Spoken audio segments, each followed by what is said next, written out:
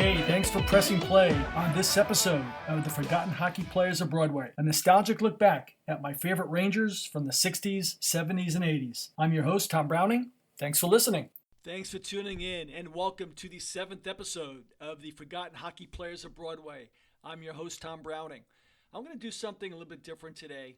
I've been focusing on individual players since the start of the Forgotten Hockey Players of Broadway podcast. But in looking back at these two particular players, I could have very easily have done back-to-back podcasts of both of these great hockey players. But you know what? When you think back to the 1978 season and the big move that the Rangers made in June of 1978, it was really important that I do this podcast with both of them as a team because they came to the New York Rangers as a team. Two prolific, highly sought-after free agents from the WHA, the World Hockey Association. These two players were instrumental in the Winnipeg Jets really being the gold star franchise for the World Hockey Association when they dominated the WHA, winning two Avco Cups in 1976 and 1978. But these two players were very, very special. Not only did they lead their teams, along with Bobby Hull, to two WHA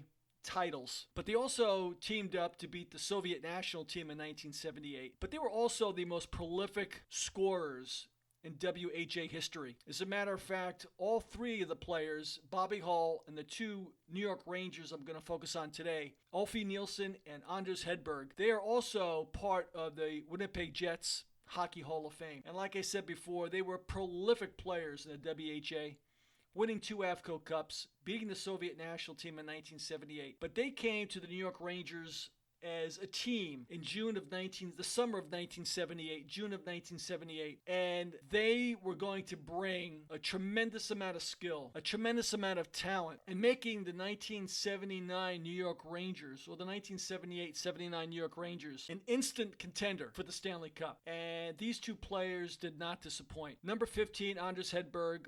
Number 11, Ulf Nilsson, who also went on to wear number 19 during his career with the New York Rangers. They had a tremendous impact on the New York Rangers from the very moment they played their first game against the Philadelphia Flyers during the 1978-1979 season. As a matter of fact, during that 78-79 season, Ulf Nilsson scored 27 goals.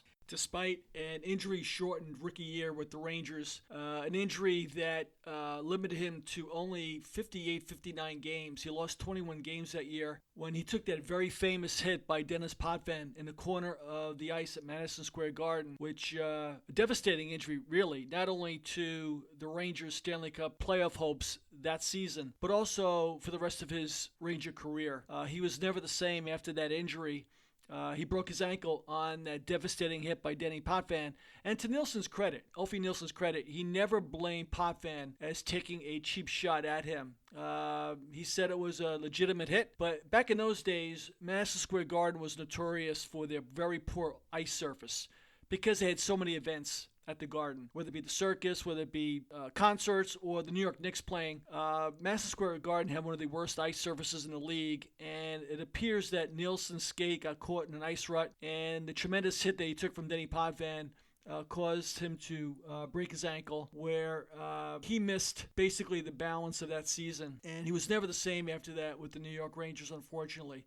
But still, in his first year, he scored 27 goals in 50-some-odd games. And Anders Hedberg scored 33 goals. Quite an impact coming from the WHA and joining the National Hockey League and the New York Rangers. Now, the backstory to this, obviously, is both came from Sweden. And if you want to take it a step further, when they came to the WHA back in, I guess it was 1973-74, they had come from the European leagues. We had the bigger ice surfaces. There was very little physical play over in Europe during that particular time. And they wanted to see how they could handle North American hockey. Now, granted, it was the WHA, but as time would tell, the WHA, the talent that they had in that league right before they merged with the National Hockey League, they had some of the greatest offensive players at that particular point in time. And they assimilated very well when the NHL and the WHA merged. And some of those top scorers in the WHA became top scorers in the National Hockey League. And that included Anders Hedberg and Ulf Nilsson. But I'm going to read a couple of quotes from some of the former teammates, and not only former teammates, but players that went on to play in the National Hockey League later on, that really, European players, that really owed their opportunity to the pioneering of both Anders Hedberg and Ulf Nilsson. Now, as a kid growing up in the 1960s, the Rangers had a Swedish player by the name of WHA Winnipeg, who was, I believe, was probably, if not the first, one of the first European players they ever had. Now, WHA Winnipeg never really distinguished himself with the New York Rangers, although he had a pretty decent career later on with the Los Angeles Kings. It was during the 1970s when the Philadelphia Flyers, the Boston Bruins, there were a lot of physical teams, and I've alluded to this in previous podcasts. There were a lot of physical teams playing an extremely violent physical brand of hockey at that time, and that also included the WHA. And when Bobby Hull left the National Hockey League to sign a mega contract with the WHA, he was joined by two European players, Ulf Nilsson and Anders Hedberg. And let me just go over some of the statistics that those players had with the Winnipeg Jets. Starting with the 1974-75 season, Anders Hedberg had 53 goals. The following season, he scored 50.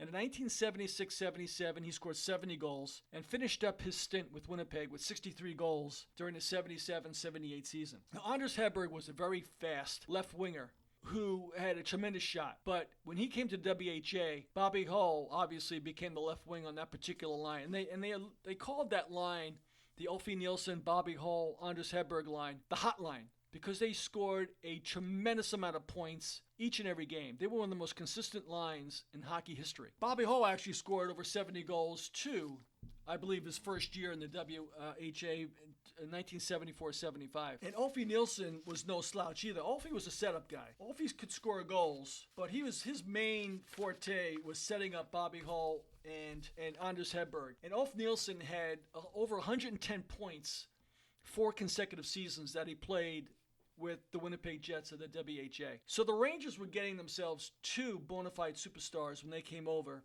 the summer of 1978. So as promised, I'm going to read just some quotes from sports writers who covered Anders Hedberg, Ulf Nilsson, former players, Swedish players who followed Anders Hedberg and Ulf Nilsson to the National Hockey League, coaches.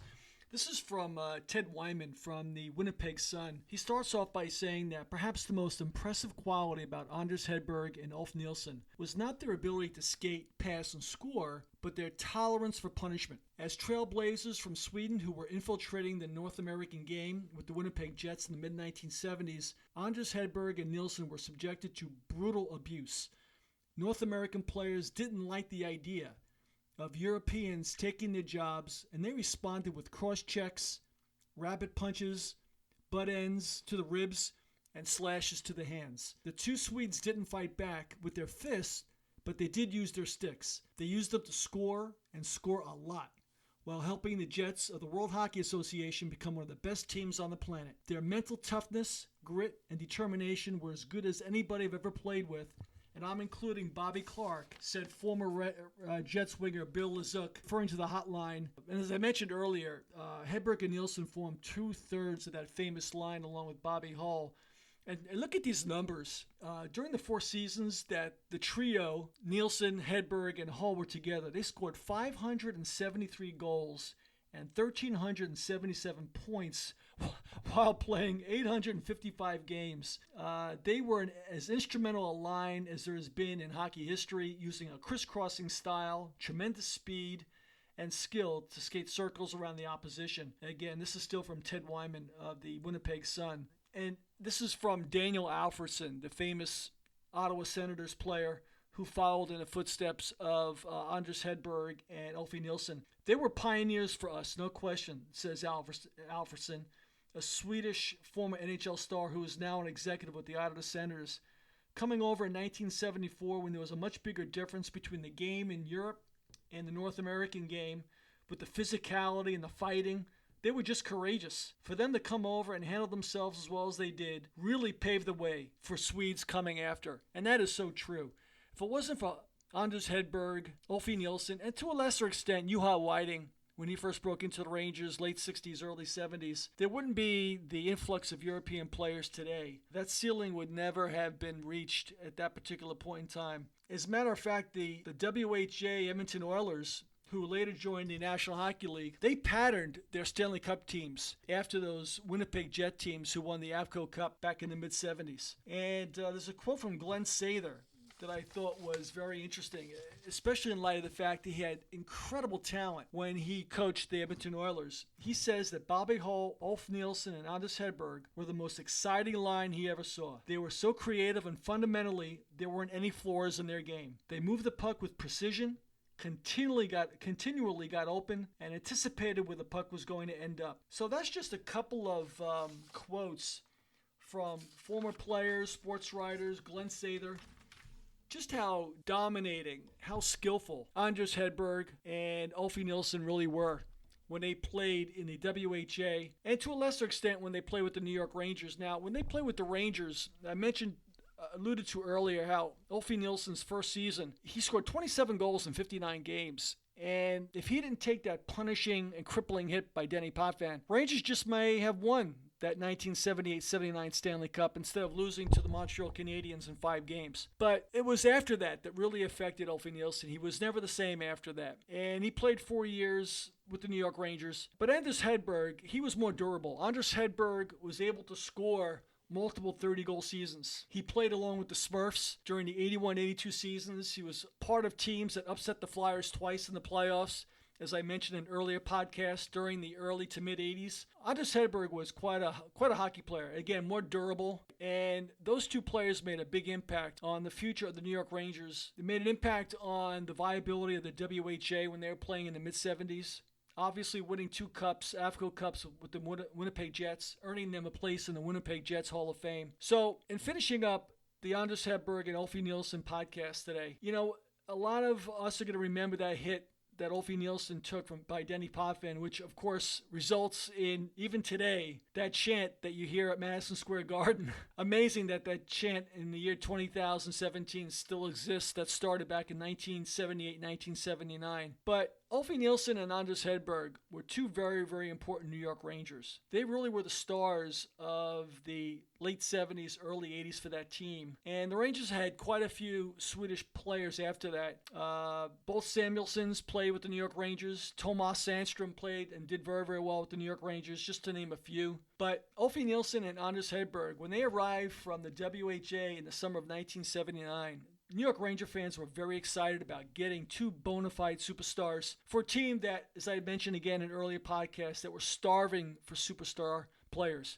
The Islanders had their Mike Bossis, the Brian Trottiers, and Denny Potvins. But the New York Rangers were really starving for accomplished National Hockey League stars or world-renowned hockey players. And Ulf Nilsson and Anders Hedberg really fit the bill. So that wraps up episode number 7 of the Forgotten Hockey Players of Broadway, focusing on 2 players today. Ulf Nilsson, number 11 and number 19, and Anders Hedberg, number 15, who made a huge impact on the New York Rangers.